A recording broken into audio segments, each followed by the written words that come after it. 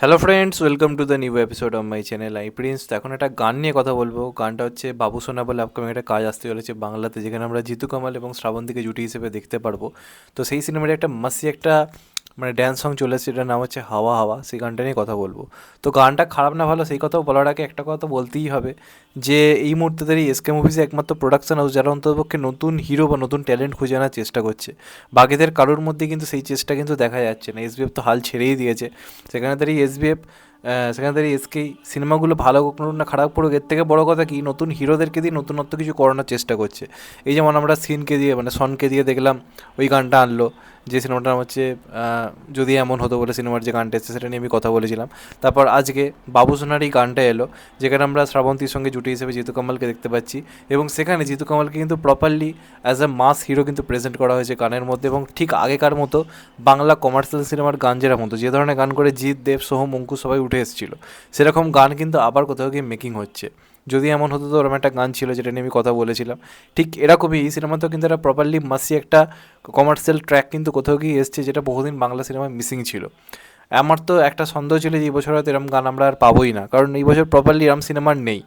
রঘু টাকাতে তোমরা এক্সপেক্ট করতে পারো না যে এরম গান থাকবে, স্বাভাবিকই থাকবে না। তো সেই ভেবেছিলাম সারা বছর থাকবে এরকম গান। আর সেখান থেকে দাঁড়িয়ে ভালো লাগছে যে অন্ততপক্ষে এসকে মুভিসের কাজগুলো তো অন্ততপক্ষে পুরোনো কমার্শিয়াল টাচওয়ালা গানের স্বাদ পাওয়া যাচ্ছে। আর এদেরকেও তো ট্রাই করাতে হবে। জিতু কামাল বলি, তারপর সন বলি, অদ্রিত, এরা তো ট্রাই করছে। এদেরকে না তুললে আপকামিং দিনে নিজেদের প্রমাণই বা কী করে করবে? বাকি কাউকে তো এগিয়ে আসতে দেখা যাচ্ছে না। সেখান থেকে দাঁড়িয়ে যে এসকে মুভিস ট্রাই করছে, এটাই বড় কথা। সিনেমা খারাপ হোক ভালো হোক ওটা এই মুহূর্তে ফ্যাক্টর নয়, নতুন মুখ তুলে আনার চেষ্টা করছে। আর জিতুদা কিন্তু একজন ভালো পারফর্মার। আমরা তার এই যে সিনেমাটা করেছিল সত্যজিৎ হিসেবে, সেটা তো দেখেছিলাম। সেখানে একটা ওই রকম চরিত্রে অসাধারণ একটা পারফরমেন্স দিয়েছিল। আবার মানুষ সিনেমাতে জিদ্দার পাশাপাশি ওরকম একটা স্ট্রং ক্যারেক্টার, সেখানেও রীতিমতো জিদ্দাকে একদম সমানে সমানে টক করে দিয়ে কাজ করেছিল। তো আমার তো বারবার মনে হয়েছিল যে জিতুদাকে ইউজ করা উচিত। M16 অ্যানাউন্সমেন্ট হয়েছিল, as a police officer action করছে, বাড়ছে, বেশ ভালো লেগেছিল। তারপর ওটাও হাওয়া হয়ে গেল।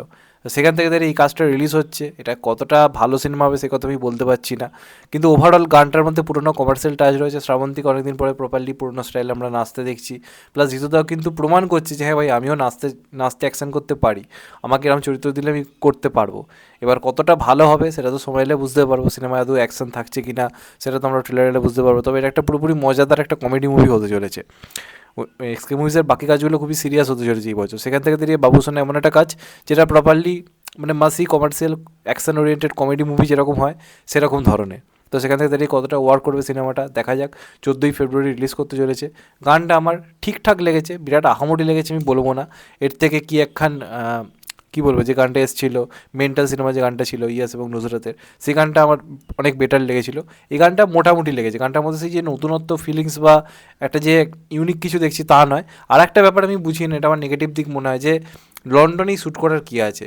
এসকে মুভিসের এখন দেখতে পাচ্ছি সব সিনেমা লন্ডন, গান পর্যন্ত সবই লন্ডনে শ্যুট হচ্ছে। আমি বুঝতে পারি না কেন এই ক্রিয়েটিভ ব্যাপার স্যাপারগুলো কেন নেই।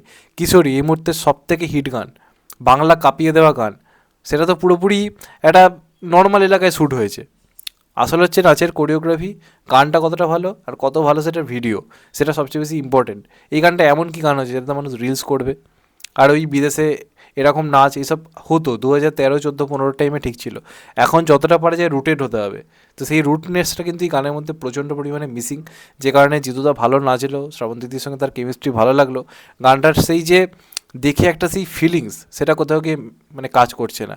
তবে ওভারঅল এরম গান হচ্ছে, এসকে মুভিস নতুনদেরকে নিয়ে ট্রাই করছে, এটাকে অ্যাপ্রিসিয়েট করতে হবে।